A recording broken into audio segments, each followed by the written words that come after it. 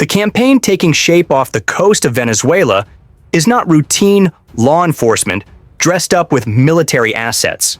It's the largest U.S. move yet to strike directly at cartel networks operating under the protection of Nicolas Maduro's government. It's framed not just as crime, but as narco-terrorism, and its intent is unmistakable. Use the full spectrum of U.S. power to dismantle the structures that allow Venezuelan-backed cartels to traffic fentanyl, cocaine, meth, and weapons into the United States. For decades, cartels thrived on the assumption that America would limit itself to arrests and seizures. This deployment declares the opposite. The sanctuary is gone. The sea is no longer theirs. At the center of the campaign are multiple Aegis-guided missile destroyers, bristling with advanced radar, missile defense, and electronic warfare systems. Their presence is not symbolic. Each destroyer can track aircraft, intercept maritime traffic, and, if ordered, launch precision strikes on cartel-linked facilities. The message is that cartel operations no longer face just Coast Guard cutters or DEA task forces. They now operate under the eyes of U.S. naval power. The Aegis destroyers, USS Gravely, USS Jason Dunham, and USS Sampson, provide the backbone of naval power in the region. Positioned off the Venezuelan coast, they serve a dual purpose: surveillance and deterrence. To cartels accustomed to moving drugs with relative impunity, the appearance of these destroyers is a clear declaration that those waters are no longer safe. Their sophisticated radar, tuned to detect the known, was deaf to the inevitable. The waters off Venezuela are no longer quiet. They are crowded with some of the most advanced warships in the American arsenal. Accompanying the destroyers are roughly 4,000 sailors and Marines, including a Marine Expeditionary Unit. Their presence is calibrated for months, not days, reflecting a posture of persistence. The Amphibious assault group centered on the USS San Antonio, USS Iwo Jima, and USS Fort Lauderdale carries approximately 4,500 personnel, including the 2,200-strong 22nd Marine Expeditionary Unit. These ships transform the sea into a staging ground for action across the Venezuelan coastline and Caribbean waters, able to deliver humanitarian aid one day and special operations raids the next. The 22nd MEU is special operations capable, trained for counter-narcotics missions, special reconnaissance, and direct action raids. For cartels and their protectors, the knowledge that such a unit sits offshore adds psychological pressure. No safe house, lab, or smuggling hub within reach of the coastline can be considered secure. Before we get to that, I need your help. I'm trying to hit 50,000 subscribers by the end of the year, and I need your help. So I would really appreciate it if you could subscribe and help me out. While surface assets dominate, at least one nuclear-powered attack submarine has been deployed to the area. Silent and invisible, it monitors communications, tracks shipping routes, and can unleash Tomahawk missiles with pinpoint accuracy if escalation demands it. The presence of a submarine is a reminder that even unseen, American power can reach anywhere. Overhead, P-8 Poseidon reconnaissance aircraft provide the eyes of the operation, sweeping vast stretches of ocean with sensors to detect everything from go-fast boats to disguised freighters. They ensure that cartel vessels have nowhere to hide. The entire operation is layered with constant watchfulness. Intelligence analysts fuse data from P-8 reconnaissance planes, submarines, satellite imagery, and human reporting.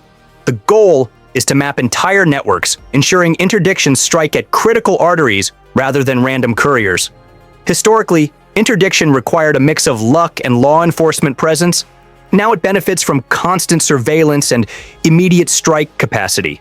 Every vessel launched from Venezuelan shores can be tracked, and every suspected narco submarine can be intercepted. The legal and political framing of the operation is as sharp as the military edge. The U.S. has designated Maduro's regime as a narco-terror cartel, collapsing the line between a state and a criminal organization. Indictments have been filed against Maduro and top Venezuelan officials as global terrorists. This framing gives the campaign legitimacy to deploy military force, transforming smuggling from a crime scene to a battlefield. It pressures allies to recognize that engaging with Maduro is not neutrality, but complicity with terrorism. This is not rumor or speculation.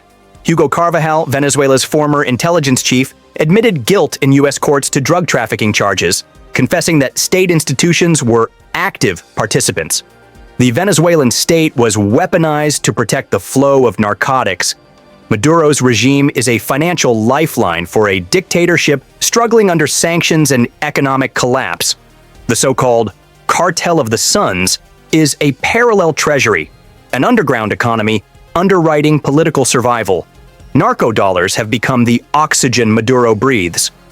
Without them, his ability to fund his military, intelligence networks, and patronage machine would suffocate. Targeting these hubs doesn't just remove revenue. It undermines the glue, keeping the military tied to Maduro. Cracks in loyalty are cracks in the regime itself. The scale of deployed assets signals preparation for actions that go further than maritime seizures. Raids on cartel logistics hubs, strikes on warehouses or airstrips, and targeting cartel personnel who move under Venezuelan state cover. While authorization for direct strikes is tightly guarded, the capability is now in position. The possibility of these actions creates a new tension. For the cartels, the uncertainty of whether U.S. ships are merely intercepting or preparing to launch. And for Venezuela, the fear that sovereignty claims will not protect its collusion with traffickers. A decisive and sustained campaign targeting cartel hubs and smuggling corridors in Venezuela and the wider Caribbean could significantly redraw trafficking routes across the entire basin. This is known as the balloon effect, where squeezing one area of a network causes it to bulge somewhere else. A crackdown on Venezuelan hubs won't eliminate trafficking. It will force traffickers to adapt, potentially shifting activity to new corridors in Trinidad, Aruba, or the Dominican Republic. This is not a theory, but a repeated cycle. The Caribbean's fragmented geography, a maze of islands, channels, and international waters, makes it vulnerable to this cycle, as new routes can easily be established. Yet, the strategic dominance lies in understanding this pattern. The solution is not merely to strike, but to pair those strikes with sustained, comprehensive engagement and coordination with regional partners. Every delay allows traffickers to regroup and reroute. The window of opportunity after forcing leaders underground is narrow. Delay gives cartels time to rebuild. This campaign is not framed as an experiment, but as a definitive escalation. It declares that the cartel's days of hiding behind the Venezuelan state are numbered. This deployment erases the gray space between crime and war, marking the moment the United States declared cartels sheltered by Maduro not criminals, but terrorists, and positioned its most powerful military tools accordingly.